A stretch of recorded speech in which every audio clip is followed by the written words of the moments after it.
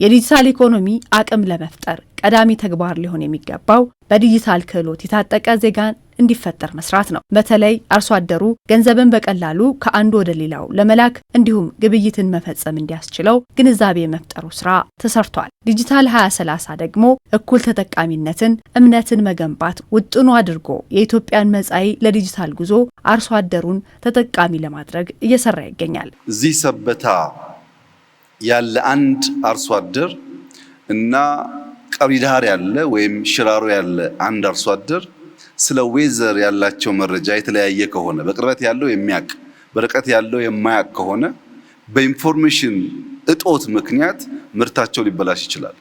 ካመረቱ በኋላ ገበያን በሚመለከትም እኩል መረጃ ማግኘት የማይችሉ ከሆነ በመረጃ እጥረት ምክንያት አንደኛው ገበሬ የለፋበትን ዋጋ አያገኝም፣ አንደኛው ገበሬ የለፋበትን ዋጋ ያገኛል። የዲጂታል 2025 የመሰረተ ልማት ግንባታው ላይ ትኩረት አድርጎ ቆይቷል። በተለይ የዲጂታል ኢትዮጵያን እውን ለማድረግ እየተንቀሳቀሰ የሚገኘው ኢትዮ ቴሌኮም ደግሞ እየሰራቸው ያሉ እንቅስቃሴዎች ተጠቃሾች ናቸው። ኢንፍራስትራክቸሩ ኖሮ የስማርትፎን አዶፕሽን እንዳልኩት አፎርደብል አለመሆን፣ እንደዚሁም ደግሞ የግንዛቤ ማነስ፣ ኢንተርኔትና መሰል ጉዳዮችን ለመጠቀም እውቀት ስኪል የሚያስፈልጉ ማለት ነው ዲጂታል ሊትረሲ የምንለው ዝቅተኛ መሆን፣ ይሄ ለአንድ ሀገር ለምናደርገው የዲጂታል ትራንስፎርሜሽን የራሱ የሆነ ውስንነት ያመጣል ማለት ነው።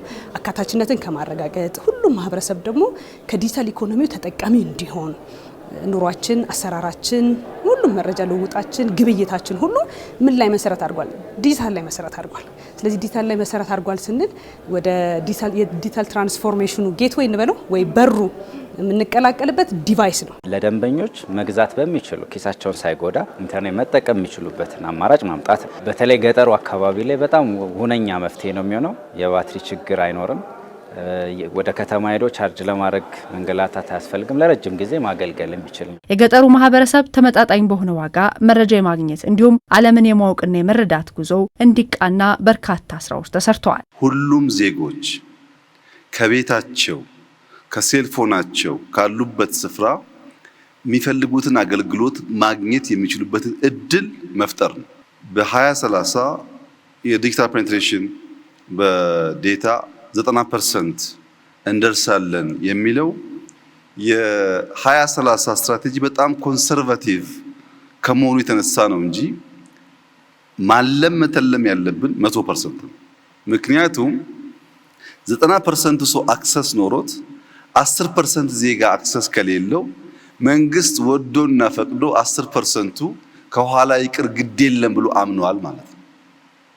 ዜጎች እኩል እድል እኩል ሰርቪስ ማግኘት እንዲችሉ የመጀመሪያው ትልሙ አክሰስ ነው። የገጠር ማህበረሰቡን ተደራሽ ለማድረግ ስማርት ፊውቸር ፎን ብለናል። ስለዚህ ትራንዚሽኑንም ሂደቱንም በጣም ጤነኛና ስሙዝ ለማድረግ ማለት ነው።